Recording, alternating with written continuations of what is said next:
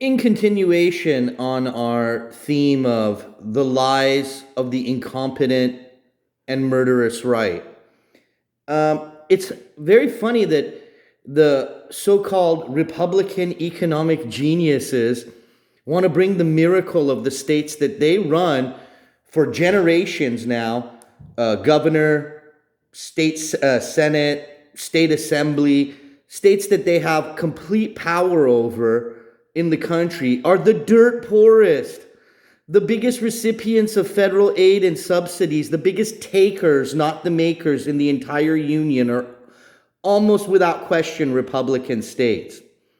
States like California and New York receive less than $1. For every dollar tax that they pay, they get 70 or 80 cents of benefit from the federal government. The states filled with, hardworking brown immigrants, young people, not filled with the rural and southern parasite that is the Republican base.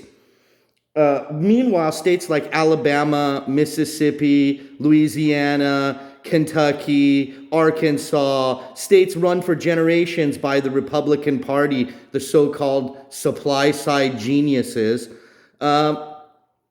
These states receive up to $2 and $2.50 or more cents of government federal benefit for every dollar tax they pay. Now, in general, every American receives a little more than $1 on average, even though California and New York get less than $1. The average would be around $1.10, $15 because of the deficit that we run.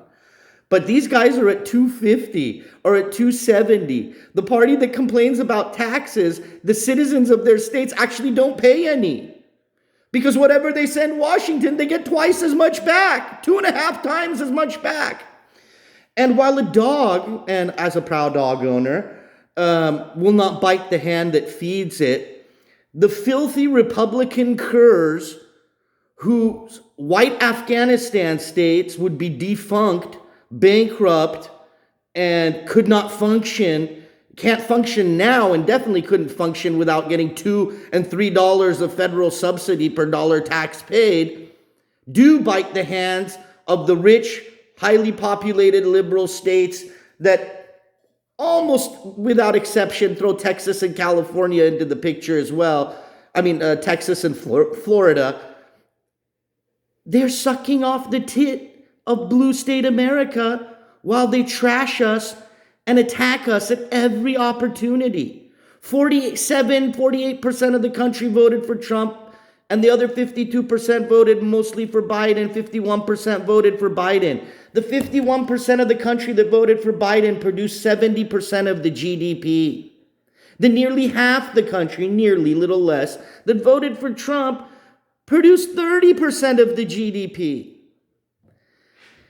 These disgusting MAGAs have to use, a lot of them, on government Viagra, on living in government retirement homes, on government insulin, driving their government-funded scooters to the hate rally because they're too fat to get their disgusting bigot bodies with their own feet into the hate rally. And then they get up and they say Mexico isn't sending its best and brightest.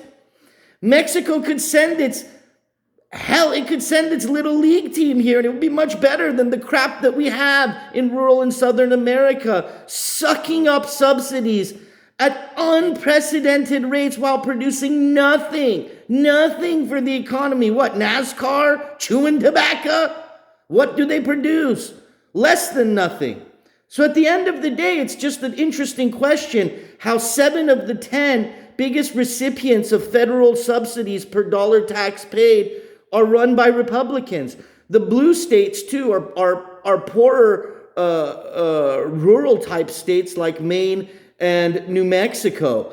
Other than that, I believe 8 out of the 10 or 7 out of the 10, I can't think of the other blue state, but 8 out of the 10, 7 out of the 10 states with the most subsidies from Washington are Republicans. The Confederacy won. All the stupid Confederate states that claim to be for low taxes, like Texas is for low taxes until they get once every 10-year, 15-year snow in Texas, then their pipes burst, and now that's an unpredictable federal emergency. While the same scum in Texas opposed California getting aid as a result of wildfires that were 100% caused by Texas and its oil companies and climate change. At the end of the day, the red states are defunct, failed. You can look at Republican economic ideas, how they work. The richest states are liberal states. The dirt poorest states with the most toothless gomers are Republican states, with guys living in their sheds, collecting welfare checks, voting for politicians who will literally take food out of the mouths of their own children. That's the country we live in, unfortunately. End of rant.